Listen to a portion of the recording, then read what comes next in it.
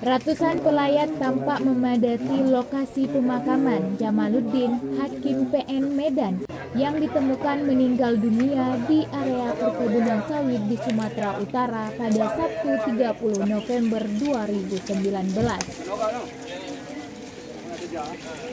Almarhum Hakim Jamaluddin sendiri dimakamkan di tempat pemakaman umum atau TPU Desa Nigan, Kecamatan Sinagan, Kabupaten Nagan Raya, Provinsi Aceh.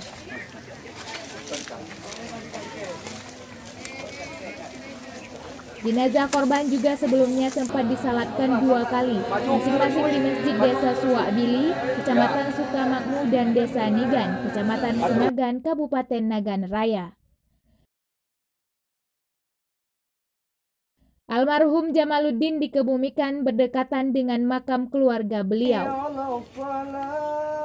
Dari Nagan Raya, Darmawan melaporkan untuk Seramo TV.